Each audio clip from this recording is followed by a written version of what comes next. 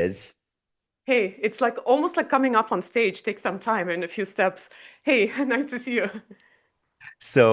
let's give an idea of let's get an idea of where everyone is dialing in from. We have about 300 people live with us right now, and many hundreds more will be watching the record. Ooh, now it's moving so fast I can't even read your names or your locations. But this is very, very, very global. You see that, Christina?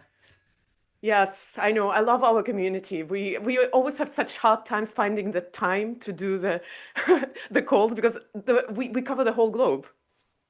And what I want to know is for those of you who are here, what brought you here? In one sentence, what made you show up to this conversation? About this particular conversation, because there's so much content on Mindvalley. Someone said, I've been feeling a little bit lost. Another one said, I need a shift. The word inner work. And two people said that. The word inner work fascinated me. Helen said, I want to be Flawesome. So, Christina, let me ask you a question on this. Your Yeah. book is called, your book, that's strange because most people would think you go from Flawesome to awesome. Why is that? I think this is one of the huge mistakes we as humans do, and that's not our like fault that we do that. We are taught to correct our mistakes or to work on our mistakes. You know, I was a straight A student when I was a kid, and when my mom went to to school. After all the praise that I got, the teacher would say, "Oh, but by the way, Christina is a little bit weak in, let's say, in language. She should put more work into that." So we're kind of programmed from the very early age to work on our weaknesses, which in a way is good. However, it's a slippery slope because at some nature is imperfect. So when we cross that line from actually improving ourselves to fighting our nature, we're actually doing some horrible damage. It's literally self-betrayal, and that's why I want to highlight the idea that the fact that you are not perfect is exactly the perfect thing. I love that. And it reminds me of a conversation I had just last week. Eric at Meaties, teaching people every lesson. You obviously learned that lesson, and the best lessons come often from failure and pain. But it becomes a story and a lesson that you can use to help others, to help us realize new things about where we truly should be in the world. That's true, but it has one condition, though, because whether we like it or not, but painful experiences do give us, well, they hurt us. And if we don't know how to work with them, they can't. Okay, so I got to explain something here. So guys, personal growth teachers, and they brilliant. So she's reading a book a week on psychology, taking all of this information, and then applying it everywhere. So she's no bullshit. Anything wrong, Christina's able to pick it up. So what I said was actually correct. Our flaws can sometimes make really great stories, but what Christina said is actually the scientifically accurate model of that, as long as we have worked through that trauma. So thank you for this. So this is why it's so interesting interviewing you and why it's so scary being in the best bullshit filter I know. Okay. So Thank that's you. what makes Christina a really, really great subject. Now, before we go further with the interview, and Christina, I know there's a bit of teaching that you're going to do. I want to do a quick introduction to the program. So again, this program by Christina is already in your Mindvalley. You all have access to it. If you're a Mindvalley member, there's nothing you have to pay, nothing you have to up. Share my screen and very quickly take you through this. So this event is on the inner work that changes everything. And we're going to go into a teaching and then a Q&A with you. Christina is an international speaker, entrepreneur in my bedroom 20 years ago. Christina, now, because our children are Estonian, me and Christina, 12, our children, we're very proud of this fact, are the kindest people in their class, according to the teachers, but also the smartest students in their class. And I can tell you that brain did the SATs and scored in the top 0.25 in 2 weeks to see Harvard and MIT. So Christina has got to really, you only have one. And it starts with how you see yourself. I love that quote because it really speaks to the truth that often what we think is wrong with us is not wrong at all. It's the lens society puts on us. So, Christina, if I can digress for a moment here, I saw an Instagram post recently that was really interesting. It showed Jennifer Lopez 20 years ago, and Cameron Diaz. It showed Cameron Diaz 20 years ago and then today. And then it showed that Jennifer Lopez's face had barely changed. Cameron Diaz had gotten older by 2 decades. And the statement was Jennifer chose to do something, Cameron did not. But I remember reading an interview with Cameron, right? And to age gracefully, and that should be celebrated. But in this Instagram post, it felt as if she was being blamed. And I think that's one of the things where lens that society shines. Actually hit me when you in fact, age is remember when you were interviewed, judged for daring. Very often the problems women do not like what they see in the mirror. They're not satisfied with their look. Women have a very distorted picture of how they truly look and what they truly are. And for women, it's very hard. But I have to say that you guys are doing a good job at catching up with us and putting all this unnecessary pressure. Trust me, don't do that. It's better not to worry about things which are out of our control, at least in my opinion. So much of this in the Wall Street Journal. What year was 2023? Okay. Random fact, alternative forms of learning. And what 100 of you showed an amazing time, and we co-educated each other's children. That's the birth of Mindvalley University. I hope to see you guys there. Now, the program is now part of Mindvalley membership, from awesome to Flawesome. You can check it out. If you also the name of our daughter, but in the AI sense, Eve stands for everyone elevates. And you can ask Eve, find me Christina's program, and you can even you will see the program there. And you can even tell it, based on lesson 1, quiz me. So you can just talk to Eve as your own personal AI. All right, now that's how to access the program. This is what it looks like. Again, it's completely yours, an idea of the curriculum, just so you have an understanding. Chris, could we give a 1-minute insight on these, and then we'll go to the teaching bit? If I can do it in 1 minute. So basically, I have to say that I am most proud of all the programs. This is the one which I think is my masterpiece. I really think it's the best. About is turned towards yourself, self-honesty. How the point of delusion, we very often are not aware that of all the little ways that we lie to ourselves, the story that we tell ourselves.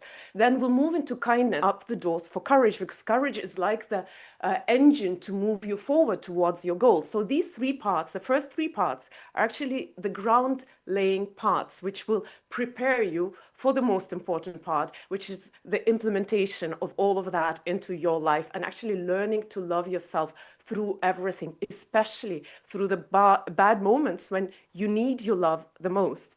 So that's in a very short, maybe not a minute, but I tried. No worries, because we're going to go deeper. Okay. Navigate the map of life with honesty. Embrace kindness as a boat that keeps you afloat. And here you're talking about self-kindness. And finally, sailing with courage.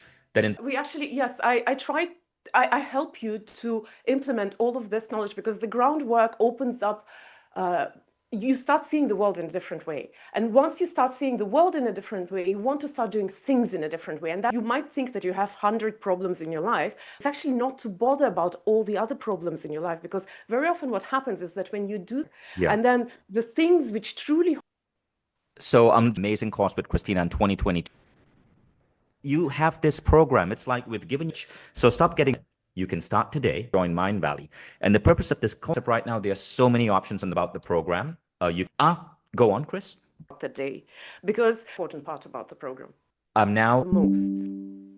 And how does that self-love compare to your love towards that person? So in my case, obviously I love Eve and Hayden both. So I'll pick Hayden because Vishen usually talks about Eve.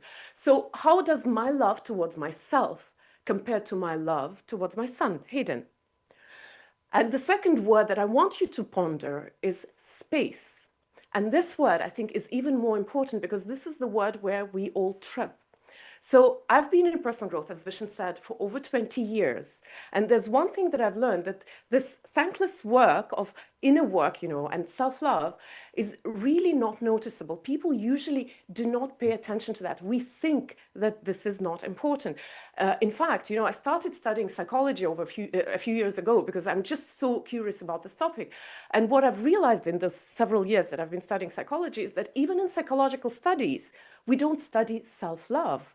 We study confidence, we study personality types, we study relationships, let's say relationships within the family, romantic relationships. We don't study the most important relationship, the relationship with self.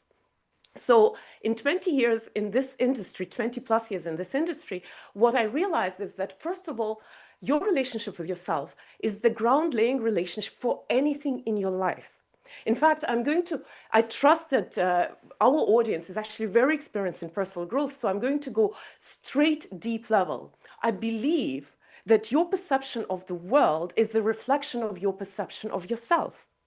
I know it might be a heavy sentence to ponder about, but your perception of the world is the reflection of your perception of yourself. Or in other words, you have the problems with the world to the extent that you have the problems with yourself. So a very simple example would be, it's much harder to be kind and tolerant of other people if you're not able to be kind and tolerant towards yourself. It's much harder to be patient with other people if you're not able to be patient with yourself. So for me, that idea that my relationship with the world is the reflection of my relationship with myself is like constantly having a mirror. And when I have a day when I get, for example, stressed or blow out on other people, it's a red flag for me to sit down and reflect what's going on in my life, in my relationship with myself, that this is happening. So in fact, I'm going to take this idea a little further. When I wrote my book a few years ago, and we started promoting it, there was one interesting phenomenon that I realized. It was hard to sell people on the idea that you need to learn to love yourself, that you need to fix your relationship with yourself, because first of all, we believe that, I love myself. Because how do you express, how do you measure?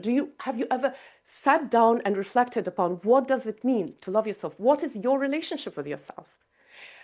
Is it comparable to your relationship with the person that you love unconditionally? In my case, Hayden. And the other interesting phenomenon was that I've noticed that people usually think that self-love is unimportant. It's a soft skill. It's a soft skill which is not going to take me anywhere. Yes, it will make me feel good, but is it going to show on the bottom line of my, P&L? Or is it going to get me any closer to my goals? This is one perception. Or the other perception is that, this is that soft, weird skill for eccentrics who have nothing better to do. Now, before I go a little bit deeper into why do we do that and how it is dangerous to you, I want to share my own story a little bit. And I'm sorry, Vishen, because it might sound a little bit... I was 40. I was 40 and I had a perfect life. I had a family I still have a family with 2 children, a job that I love. I traveled the world. Mindvalley really gave me the lifestyle that I wanted. I had friends around the world. We had amazing events. My work was meaningful. My life was meaningful. I loved my family, but somehow, and maybe it was just midlife crisis, I do not know. Somehow I didn't feel happy. And not only that, because that would have been half the problem, that I didn't feel happy being, this poster, Instagrammable woman, that I was an inspiration for everyone. However, I was not convinced myself that I was an inspiration for myself. Now, the worst part of this situation was that I actually hated myself for not being happy. As if not being happy wasn't bad enough, I stabbed that wound again by feeling guilty for not being happy, because how dare I not to feel happy with everything in my life is perfect. So I know that maybe not everybody will relate to that, but I'm sure you can think of a situation where you were intent on reaching a goal in your life. It was an important goal, and you thought, when I reach that goal, then I'm going to be truly happy. Then I will be deserving of my own love. I will get that prize finally. And then you reach the goal, and when you are there, you suddenly realize that it doesn't feel how you thought it will feel. You got that job that you dreamt about, but it doesn't feel like you thought you would feel.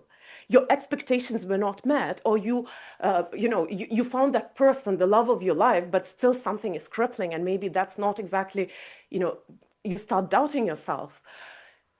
What happens very often is that when we are in pursuit of our goals, the goals pull us forward and we are intent on them, and that gives us some kind of satisfaction. But the moment we reach that top, that Mount Olympus, and we are left alone with that goal already achieved, there's nothing pulling us forward anymore.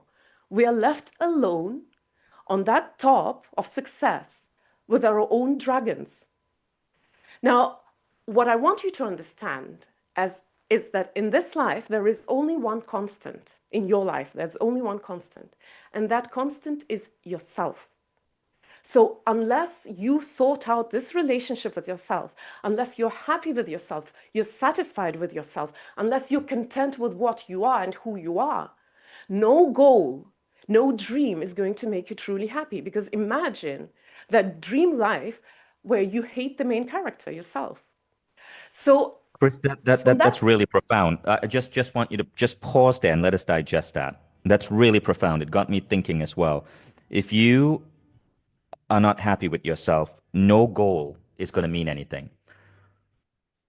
There is there's a moment in your book I want you to just elaborate on. It's a very heart jerking moment.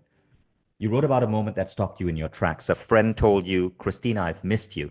And your reply was, I missed me too. What happened in your heart at that moment? And who was that version of you that you missed? it was exactly that moment that I was just describing when I reached that breaking point where uh, I suddenly admitted that I wasn't happy, because admitting to myself that something was wrong was the hardest part.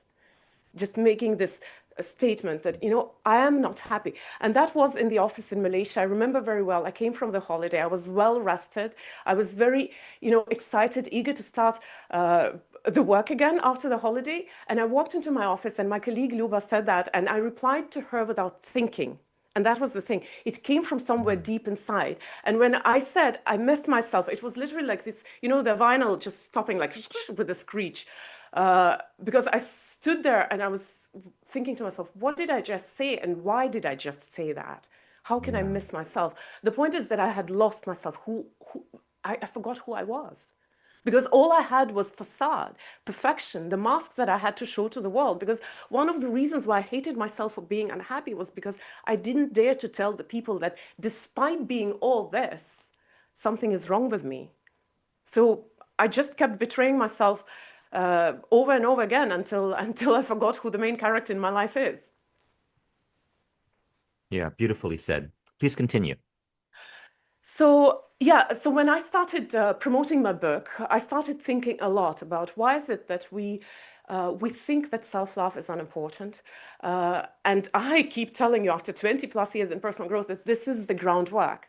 And as I said, it's a thankless thing, because you see, if you teach nutrition, for example, it's easy to say, I will teach you how to lose that weight, or let's say how to find the partner, the love of your life, how to make $1 million. In my case, what I teach is the groundwork. And the only result I can get from my students is that they say, you know what? I finally feel at peace. Now, it sounds so gentle, but in reality, it's the basis, the foundation of everything in your life. Now, I'll come a little bit to more pragmatic examples. So one reason why we think that self-love is unimportant is that because we believe that our problems in our life are much more important. As an entrepreneur with more than 20 years of experience, I know how it feels. So people would tell me, I have problems in business. There's economic crisis. I don't have problems with myself. If I deal with that problem in business, I will not be stressed. Or let's say they say, my teenage son doesn't listen to me. He talks back at me. I'm worried for him, for his future. So I don't have problems with myself. I'm anxious because I have problems in relationship with my son. Or another example is probably even more relatable, especially to women. Uh, I have so many issues with my looks. I have this extra weight here. My gray hair is showing. I have those wrinkles. I'm starting to age and become invisible. I can't love myself like this. I have to fix all of that before I deserve my own love. So that's what people usually think. And that's why we brush off the self-love, because we think that we don't have time for that. We haven't deserved that yet. So what the problem here is that we are getting the causality wrong. You do not have stress because you have problems in business. You have problems in business because you are stressed. You are not anxious because you have issues with your son. You have issues with your son because you are anxious. And I'll get to that last example a little later because it has a somewhat different dynamics, but still the causality is the same. You will actually look and feel better when you first love yourself. And then you'll suddenly realize maybe there's not that much to fix about you, or at least not about your age. So why is that causality wrong? I am a little bit nerdy, so I like to talk about science. So for a change, I'll tell you my own story. So I used to have a business. It was not the main Mindvalley business, because I do other things as well in life. So I used to have a business with a market in Russian-speaking countries. So naturally, because it was way before the war, it was in the early 2000s. So naturally, because we were selling to the Russian-speaking people, our main markets were in Russia, Ukraine, Kazakhstan. And I also had a business partner. And we started very well. We did our first million in the first few years. I was very pleased with myself. But at some point, our relationships with my partner started deteriorating. And I had this interesting logic in my head, maybe because I went to Harveka's event and I just had this worry attitude. I remember I was kind of miserable in work, but I thought, you know what? I'm an entrepreneur. I have to suck it up. It doesn't matter, I have to do it despite my moods. Who cares if I'm miserable? Who cares if we have hard relationships with my business partner? If I'm an entrepreneur, I have responsibilities to my, to my partners, to my employees, to my clients, to everyone, to the whole world. I have to do it for them. Now, this relationship was strained for quite a few years, but in 2014, something else happened. Russia attacked Ukraine for the first time. That's before this war, which is now going on. So Russia attacked Ukraine. And for me, that meant that 70% of our market was lost because the war started, the economic crisis started, people stopped buying, naturally. And it was really scary. At some point, I remember I had to personally let go of half of my team. It was a heartbreaking moment. So we were struggling in business. But parallel to that, I had this really hard relationship with my business partner. And I thought, especially now, I should not give up because I am the warrior. Until one morning, I remember I was standing in the shower and thinking that I dread going to the office. I dread seeing my business partner. And it was such a complicated situation. It was a cognitive dissonance because, yes, I love my work. It has a lot of meaning. I love my colleagues, my partners. I have responsibilities. But I'm also intensely miserable and unhappy in this situation. And then suddenly a thought dawned on me. And yes, and on top of that, there was economic crisis, like one of the worst before now. And then a thought dawned on me. I said to myself, I'd rather go bankrupt with a smile on my face than keep torturing myself like this yet another day. And that day, I took up the courage to write to my business partner and say, we have to part ways because I can't do that. And that was in the hardest time economically. Now, fast forward, my business didn't die. It actually still is doing pretty well. And in fact, a few years after the war started, we had regained everything that we had lost in that economic crisis. What I remember, though, is the next day after I sent that letter to solve this one problem in my life, this miserable problem in my life, I remember standing in front of the mirror and I felt like I had wings behind my back. The economic crisis didn't make any difference to me. I didn't care about that at all. What I cared about was that I was free. I was free and I could make my own decisions and, sail my own way. And I didn't have to suffer this really hard relationships. So what I'm trying to say is that while I thought that I had all these problems in my life, the economic crisis specifically, the moment I sorted out the one thing that was torturing me, that objectively hardest external factor, the economic crisis, didn't matter anymore. And that's, I think, what is important. Another interesting lesson, and I'll share it, it's from a little bit different area. I also realized that that beautiful, noble thing that I have to sacrifice my well-being for someone else, for my employees, for my clients, for my, my partners, that was just a facade.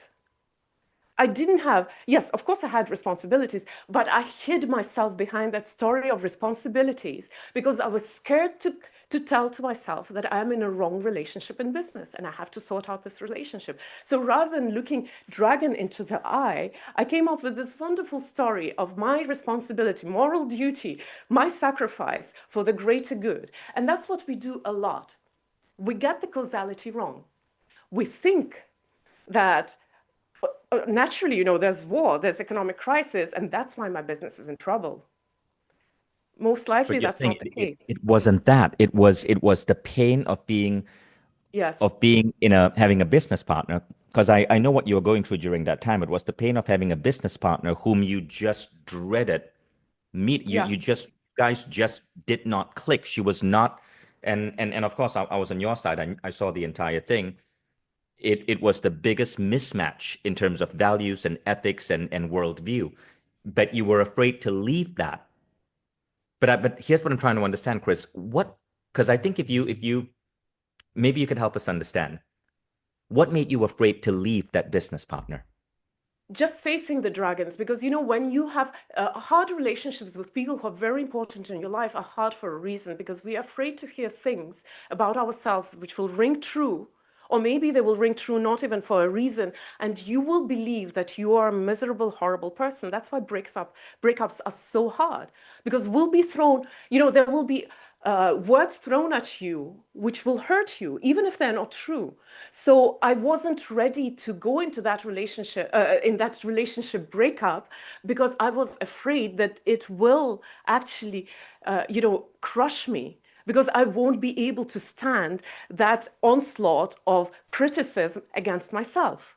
So if I now look at this back, and it's been quite a few years, I realized that the roots of my fear were even deeper. I thought that my fear was just, the breakups are very often very, very hard on us. But in reality, it was, again, I didn't know myself enough to understand that I can be kind to myself in that process. And I don't have to let another person's point of view crush me. Our Yeah. self-love is the main source of confidence. Because if you love yourself, if you know how to be kind to yourself, you will be kind to yourself when you are wrong, when you have made a mistake, when you have made a blunder, when you feel guilty and ashamed. You still know that you will be kind to yourself. That's why I like to compare self-love to the most important person in your life. I want to ask you guys to think of a blunder recently that you have made, something which made you feel guilty or ashamed. It may be even just the project didn't work out, it didn't go as well as you thought. And maybe you've been struggling with that for years and it still didn't go as well as you thought. Now, imagine if you had to console someone that you truly love. We usually talk very different to the people that we truly love. If Hayden had to face somebody telling Hayden everything that they don't like about him, I would know how to console him. At that moment when I was having my business breakup, I didn't know how to be kind to myself. Mm. Does that answer the question? Yeah, it did. It did. I mean, it really goes back to the fact that kindness and just putting yourself first is such an important thing. Yes. But we label it narcissism. We label it selfishness. I'm curious to know your thoughts on that. This is another reason. So I know three reasons why people shun self-love as a topic. One of them is that which I just talked about, the causality. We get the causality wrong. We think we first have to fix these problems, and then the self-love will come as a prize for the work well done. And that's wrong. In fact, there is research that proves that there is there is a connection between self-love and success, but it's a one-way street. You're not going to be loving yourself more or be happy or your well-being won't improve if you are successful. There is no connection there. But the other way around, it works. You are much more likely to be successful if you're doing it in the good state of mind, if you are happy and you love yourself. Well, any kind of meta learning, for example, that you take, your state of mind matters a lot for your success. Now, one of the reasons, and I'm skipping over over the reason number two, we can come back to that if we have time. One of the reasons is we don't understand what self-love really means and what is the healthy relationship with ourselves, because we don't have the example. Now, a very quick answer to what you just asked: is it selfishness or self-centeredness or being obsessed with yourself? And we see a lot of that on social media. We look at those celebrities who only show the beautiful side of themselves, who are always perfect, always do everything right, are so successful, and you're supposed to use them as a role model. We often think that this is self-love, but in reality it is lack of confidence speaking. Now, if love is water, and this is the glass I hope you guys can see, if love is water and you are the vessel, if you love yourself, your vessel is full. If you need to pour love from outside, It's because you don't have enough for yourself. So what happens is that we very often mistake the distortion of self-love for the true thing. We think that if person is self-obsessed or narcissistic or requires the praise and attention seeker, that they love themselves. No, they don't. That's why they want you to prove to them that they're worthy of love. It's as simple as that. If you truly love yourself, you don't care what other people think about you. You're not going to go and seek for validation. A very maybe simple example would be if you are in this romantic phase with your new date, your new partner, they're your world. You know, we all get through this stage when hormones are actually really messing up with our brains. You are not going to go out and look for other partners. So if you love yourself fully, you don't need someone else to tell you that you're lovable. Now, why this happens is because we think that love is a currency, or it's a prize. It's something that you get for good job. And that has roots in our childhood. When we grow up, very often we are taught how to behave, how to navigate the world by by using love as currency. So for example, a mother says to the child, don't run around, you'll break. Let's say you are visiting an auntie and she has this beautiful old vase on the floor, and mom says, don't run around, you'll break the vase. The kids runs around, breaks the vase. Mom comes and says, I told you so. Why didn't you listen to me? So this interchange very often comes together with love as a currency, because little children, they don't understand words as well. Their vocabulary is much more limited. What they understand is the emotions. I'll bring you an example from my own life. I remember Eve did something and she scared me a lot. She did something silly and was a little bit in danger, but everything ended up okay. And I remember I tried to teach her a lesson. So I started scolding her, don't do that ever again. And I was angry. And then I saw her face and she was terrified. And that moment was so horrible for me, because I suddenly realized that my child is afraid of me. You know, it's like in this, I think it was in Monsters, Inc. when Scully scared Boo. So I had this moment when my kid was terrified of me. And I said, Eve, okay, let's take a break. What's happening? She said, I think you don't love me anymore. Because that's the only language that children, before they learn to speak, to communicate freely, to express all their emotions, before their vocabulary is rich enough, that's the language they understand. And that, of course, totally put me back in my place. I said, no, Eve, I always love you, even when I'm angry, even when I'm upset. Of course, now that she's 11, she understands that. But at that time, it was a wake-up call for me not to use love as punishment or as prize. Because what happens is that when we grow up, we are used to that. You have to earn love. You have to earn love by behaving well, by meeting other people's expectations, by being pleasing to them, by doing good things to them. We learn that from young age because that's how our peers do to us. And then when we grow up, we carry forward that paradigm. We believe that love needs to be earned. You have to do something right to deserve to be loved. And that's, of course, a very heavy topic. I just want you to pause there, because that was so deep. I got emotional when you mentioned that thing with Eve, because obviously she's my daughter too. But I think we got to pause every now and then for the audience to take it in. Don't get rushed.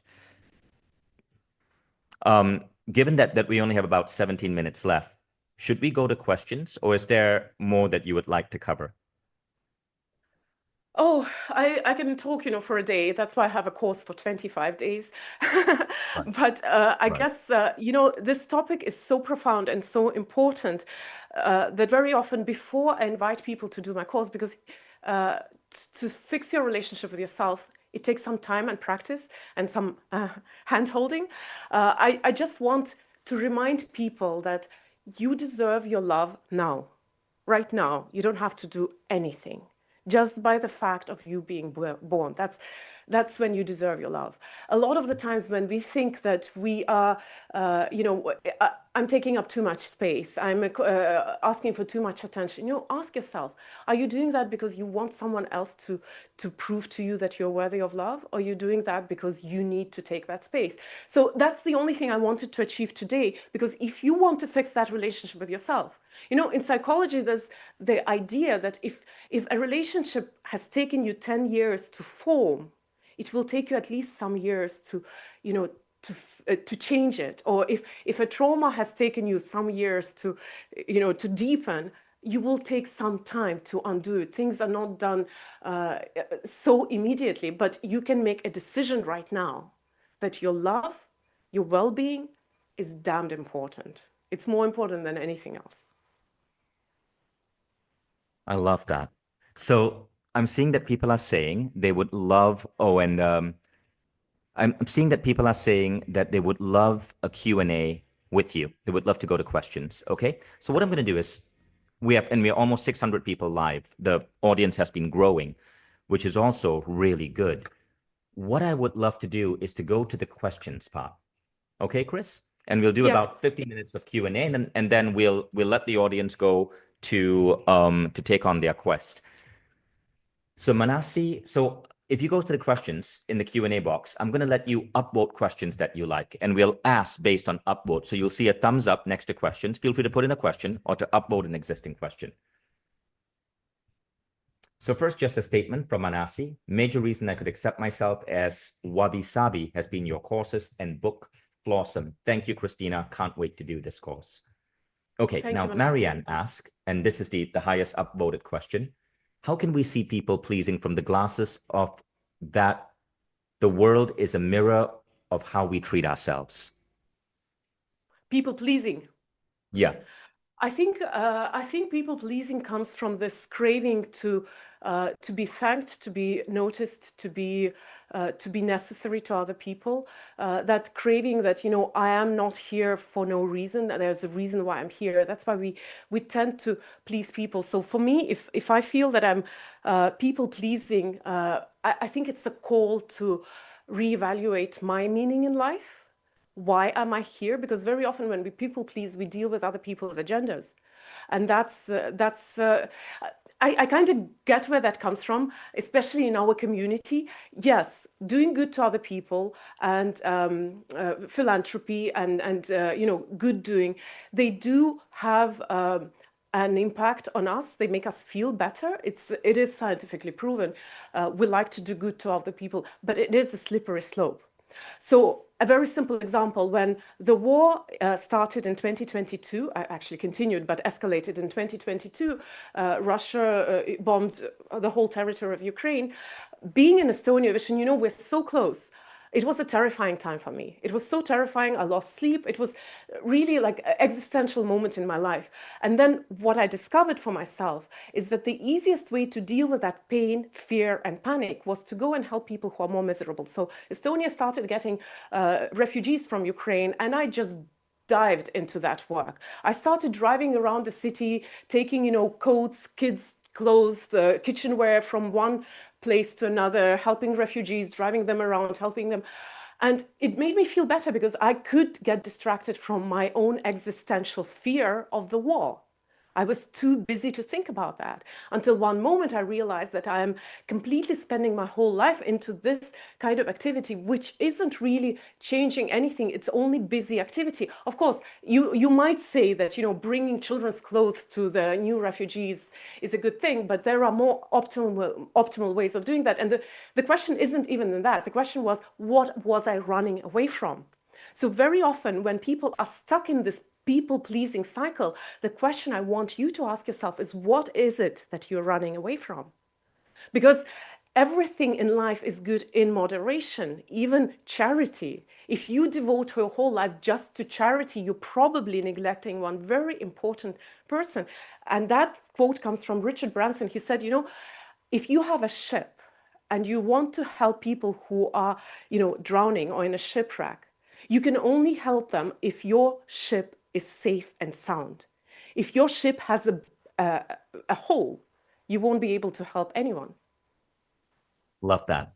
Love that. I remember that quote from that time we were on the island with Branson. Christina, thank you so much. We have a couple more questions coming in. Okay, so NK asks, how can we create self-love as a habit, even in tough times and busy times? I will answer to busy times because tough times require a little more practice. So, there's a difference between self-care and self-love. And this is the difference, the nuance that very often we don't understand. Because very often when we talk about self-love, and if I ask you, how do you express your love for yourself? We think about such things as, a pause for meditation or going out for a walk, or let's say, even better, shopping, massage, facials. We very often call these things as the moment of self-pampering, of self-love, of something me time, but in reality these are self-care rituals. This is maintenance. Self-love is a relationship, and relationship doesn't mean it doesn't require time. So a very simple analogy, Yeah. and I wanted to grab my phone. I don't have a phone. You have to charge your phone so that it works. The same Yeah. thing. Self-care is important so that you don't work, but that's not self-love. Chris, wait, Self-love is stop, a pause. You relationship. said something so deep. So you say such deep stuff. I'm about to process it, and you so if you ever do Eric and Meady's speaking mastery, this is called a mic drop moment. It's when you say something so profound, you literally drop the mic, okay? And then you gotta just pause and let us digest that and give you an applause. Because you said a mic drop moment. You said self-love is a relationship, and relationships, if done right, don't take time. That is so deeply powerful. That's a mic drop moment. Okay, let me just Thank you. process that. And I think I want everyone to process that. Okay, now go on. Yeah, I think yeah, I'm a little intense, but that's my quirk. That's my quirk. Yeah, That's so the Eastern European side of you. so that's why we sometimes say we don't have time for self-love, but self-love is not about, I'm in stress. Please give me no time to go isolate myself and process and have like half an hour of meditation. I do that when I have chance, but sometimes you don't have chance, and parents will particularly relate to that. Sometimes you have to get yourselves together. And by the way, psychology proves that you don't need to solve the problems immediately. Sometimes you have to shove those emotions aside and do whatever needs to be done. And then when you have chance, process them. So with self-love, if you don't confuse it with self-care, you will have time for that. You have a blunder at a meeting, you blush. You don't need to go out and meditate. All you need to is just remind yourself, I can love myself even with that blunder. Because self-damage is done by our self-talk, not by our actions, by our self-talk. There's this beautiful analogy. When you make a blunder, it's like getting cut, but your self-talk adds another cut to that first cut, and then another one, and another one, and another one. So self-love is not about walking through your emotions or, writing a journal to process your trauma. It's all good, but this is self-care. Self-love is when you make a blunder, you can remind yourself right there in the spot, I can still love myself. So That's all. I love that. Beautiful statement. And I'm seeing some amazing comments. Melissa just said, I feel like I had 10 years of therapy in 30 minutes. Thank you, Christina. Can't wait to start the quest. Thank you, Melissa, for saying that.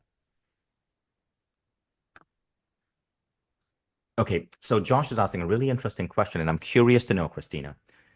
Josh says, I grew up with a strong Christian background. Self-sacrifice was a virtue, giving up what you want for the good of the others, often family and sometimes for the random stranger. Now, this is not just Christian values. This is many true in immigrant culture. It's true in many religions. So it's not about Christianity. It's about these values that may come from religion or culture. And Josh goes on to ask, how do you balance self-love with self-sacrifice? Well, you can't balance self-love with self-sacrifice. It's unfortunate if you have sacrifice. I mean, the essence of that phenomenon is that you are willing to cause some damage to yourself for someone else to benefit. But I want to say, what was the name? Was it George? The name of Uh, the Gosh. George. I want to tell you, George, that I also grew up in a society which was not religious, but some people say communism is a religion as well. I grew up in Soviet Union, and I absolutely relate to you. It is. It was a society which also said that you are a cog, and your role in this whole machinery is to make, to produce this ephemeral happy future for your grandchildren. So we as individuals didn't matter. And as Vishen just said, it's true to a lot of societies. In psychology, there's a distinction between individualistic societies, which are predominantly Western and especially affluent societies, and collectivistic societies, which are predominantly traditional societies, for example, Asian, African societies, Latin American societies, and also religious societies are also more collectivistic. So there is a difference between these people. In my case, it was a long process. I remember I was in my early 20s, and I was visiting actually Vishen's cousins in Spain, and on their door, in their house, there was a very worn out poster that I remember I looked at it and just kept standing there. I was stopped in my track, and the poster said, you deserve to be happy. You have the right to be happy. And I was in my late 20s. I was looking at this poster and thinking, are you serious? I have the right to be happy? It was an aha moment for me. I didn't realize until then that I had the right to be happy. And without coming back to the same analogies, you know what I will share with you, George? It was a while ago, me and Vishen met Dalai Lama, and at that time I was doing a lot of work with the refugees in Asia, in Malaysia, and we had refugees from Myanmar, so people who had lost everything in their lives, their families, their homes, they were literally left alone in the whole wide world, living in Malaysia where they had no rights as well. And I worked with them on a daily basis. On the other hand, I was also helping with Mindvalley, and I saw the value of happiness and well-being and emotional health. I saw the value in that, but I couldn't reconcile these two worlds because in my head it was a constant competition. How can I be happy and see other people miserable? And then when we met Dalai Lama with Vishen, I asked him that question because it was puzzling me. And Dalai Lama's was very, very simple. And George, I want you to take that answer as well. He said, Christina, you can't help anyone if you're not happy. It's as simple as that. I love that. That's another mic drop moment. And it's also pretty cool that you heard it, but you got that. I was there. The Dalai Lama was directly talking to you. So thank you, Christina. This is awesome. How many of you here are coming to Mindvalley University and would like to have like a meetup with Christina? Maybe, Chris, I think it'll be amazing looking at the response here and how this is really hitting everyone. We're expecting to have 2,000 people at Mindvalley University in Amsterdam live. And we announced today for people who can travel to Amsterdam, we're making all 2 weeks available free. It's not free, $49. Basically, it's almost free, $49 online. But what we should do, Christina, is we should look at getting a workshop with you where people can come and just converse with you, just have you take them through this, because I'm really touched by many of the statements I'm seeing.